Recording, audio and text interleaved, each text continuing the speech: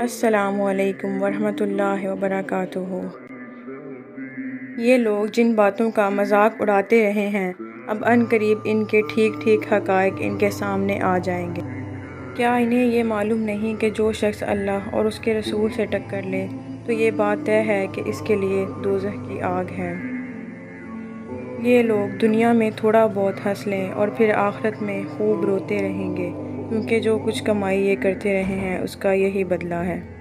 اور اعمال کی کتاب سامنے رکھ دی جائے گی، چنانچہ تم مجرموں کو دیکھو گے کہ وہ اس کے مندرجات سے خوف زدہ ہیں۔ اب کاش کہ ہمیں ایک مرتبہ دنیا میں واپس جانے کا موقع مل جائے تو ہم مومن بن جائیں۔ مال اور اولاد دنیاوی زندگی کی زینت ہیں۔ وہ اللہ میرا پروردگار ہے اور میں اپنے پروردگار کے ساتھ کسی کو شریک نہیں مانتا۔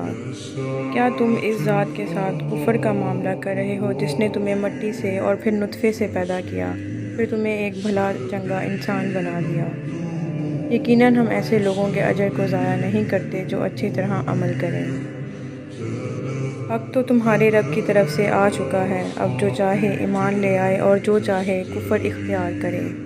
کسی ایسے شخص کا کہنا نہ مانو جس کے دل کو ہم نے اپنی یاد سے غافل کر رکھا اور جو اپنی خواہشات کے پیچھے پڑا ہوا اور جس کا معاملہ حد سے گزر چکا ہے۔ کوئی نہیں ہے جو اس کی باتوں کو بدل سکے اور اسے چھوڑ کر تمہیں ہرگز پناہ کی جگہ نہیں مل سکتی، اور وہ اپنی حکومت میں کسی کو شریک نہیں کرتا۔ اور اپنے آپ کو استقامت سے ان لوگوں کے ساتھ رکھو جو صبح و شام اپنے رب کو اس لیے پکارتے ہیں کہ وہ اس کی خوشنودی کے طلبگار ہیں۔ جن لوگوں نے برے کام کیے ہیں، کیا وہ یہ سمجھتے ہیں کہ وہ ہم سے بازی لے جائیں گے؟